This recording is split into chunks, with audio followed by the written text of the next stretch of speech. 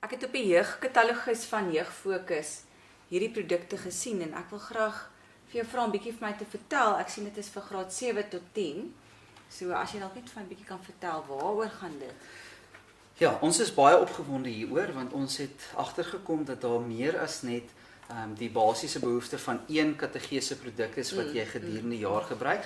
Dat party mense het die behoefte om te sê ons werk in temas, ons wil byvoorbeeld kwartaal 2 hierdie 7 weke dit doen of hierdie tema volg en so en ons het besluit dit is net vir ons wonderlik wees om vir julle ietsie te gee en toe het ons hierdie tema kategese saamgestel.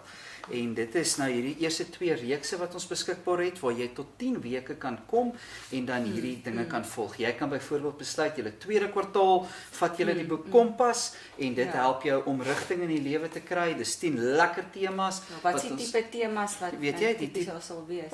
Ons het van dit gekry ook uit goeders wat van ons vorige materiaal gekom het en dit lekker aangepas en bruikbaar gemaak. Die tipe dinge speeltjies sê vir my is selfbeeld, jy weet jong mense wat onder baie druk is om persepsies wat die wêreld vir hulle stel half regte te kry en dan hoe sien ek myself in hierdie wêreld waar al hierdie vrae van my gevra word.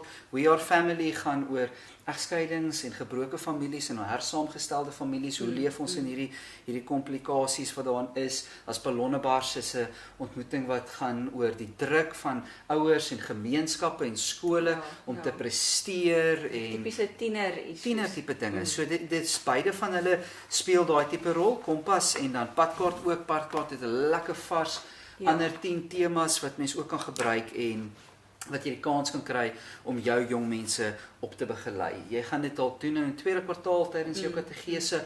Alternatiefelik vat jy hulle op 'n jeugkamp en dan het jy lekker materiaal. Ja. En ek sien hier's 'n groot en 'n klein boek. Dit is 'n groot en 'n klein boek, jy weet ons het net nie genoeg papier gehad vir 4 groot boeke nie. Nee, dit is om dit mooi te onderskei. Dit is 'n aanbiedersgids wat vir die persoon is, die predikant, die kategeet, die groepleier om aan te bied met al die ekstra inligting, agtergrond en so om die geleentheid 'n sukses te maak en dan is hierdie vir die deelnemer, die vir jou jong mense en dan hier binne kan hulle dan 'n bietjie skryf en notas maak en dan link dit ook aan ons nuwe app. So dit word dan verder geneem.